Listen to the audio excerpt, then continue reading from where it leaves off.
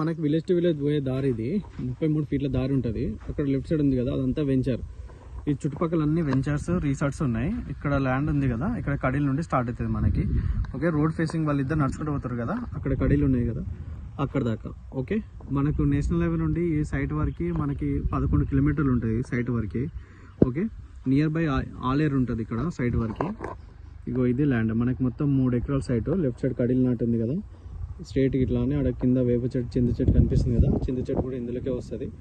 ఇటు left side నుండి ఇది చుట్టూ ఇటు సైడ్ ఉంది కదా, ఇదంతా ల్యాండ్ మనకి మంచిగా రెక్టాంగిల్ షేప్ ఉంటుంది. ఇగో ఎదురుగా కనిపిస్తుంది కదా, ఈ రోడ్ మనకి మళ్ళీ ముందుకు వెళ్తే డబుల్ రోడ్ వస్తుంది స్ట్రేట్కి వెళ్తే. ఓకే, ఇది సైట్. హైదరాబాద్ నుండి ఇడికి 85 కిలోమీటర్లు ఉంటుంది. 3 ఎకరాల ల్యాండ్ ఇది మనకు. ఇది బీటీ రోడ్ శాంక్షన్ అయింది. ముందుకు వెళ్తే ఇంకా వేరే విలేజ్ వస్తుంది.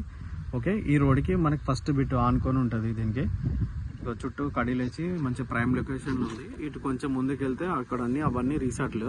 ముందుకెళ్తే రిసార్ట్ ఉంటుంది, వెంచర్స్ ఉంటాయి. ఇది సైట్ మనకు 3 ఎకరాలు మొత్తం రోడ్ ఫేస్ తోటి వస్తుంది. ఇది ల్యాండ్, క్లియర్ టైటిల్ రైతు దగ్గరనే ఉంది ఇది.